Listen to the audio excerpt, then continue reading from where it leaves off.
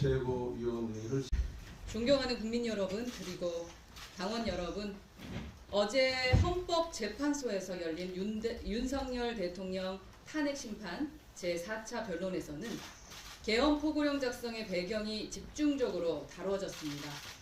문제의 핵심은 계엄 포고령 첫 줄에 명시된 일체의 정치 활동을 금한다라는 문구가 헌법과 법률을 정면으로 위배한다는 점입니다.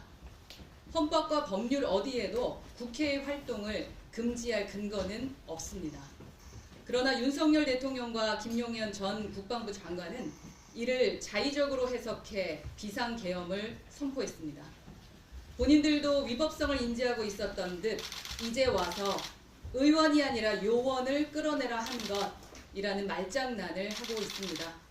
애초에 헌법과 법률을 존중했다면 이 사태까지 또 여기까지 오지는 않았을 겁니다.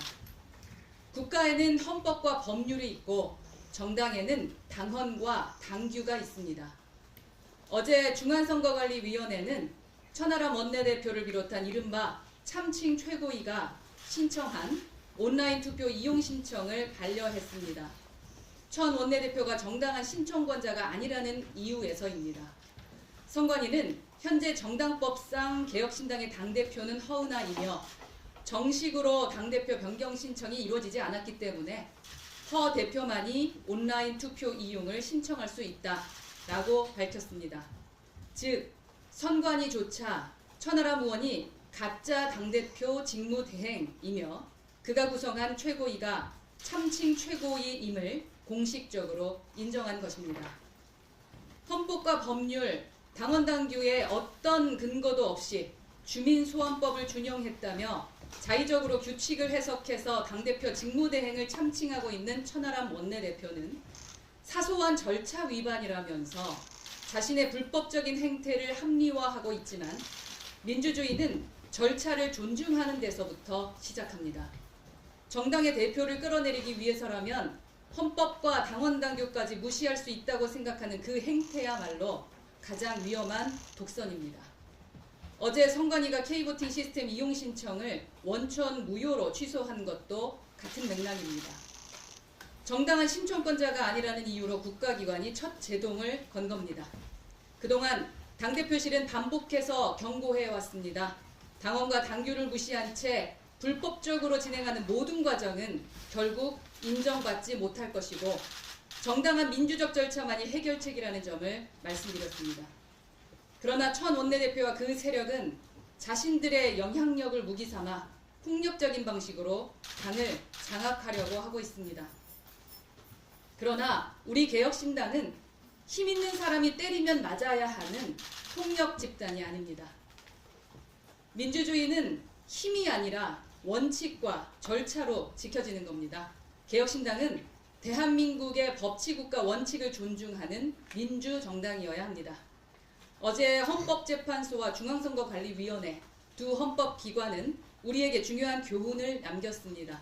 아무리 강한 권력이라도 헌법과 법률, 즉 민주주의의 시스템 위에 군림할 수 없다라는 겁니다. 각 가짜 직무대행 천하람 의원과 가짜 최고위원회에 참석한 분들은 선관위 결정 이후 왜 누리꾼들 사이에서 이준석열이라는 비판이 나왔는지 곰곰이 생각해 보시기 바랍니다. 개혁신당이 민주주의 원칙과 헌정질서를 다시 세우는 정당으로 바로 설 수 있도록 우리는 끝까지 원칙을 지킬 겁니다.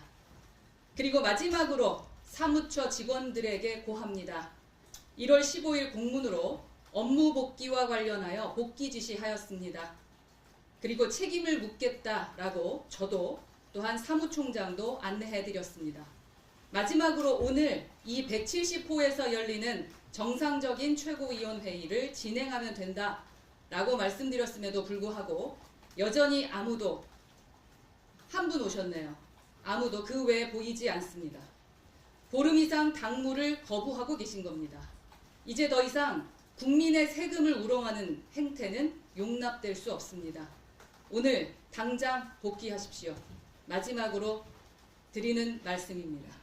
개혁신당의 정상화를 방해하는 그 어떤 행태도 정당하지 않습니다. 그리고 법적, 도덕적 책임을 피할 수 없을 것입니다. 이상입니다. 예, 다음은 조대원 최고위원님 발언하시겠습니다.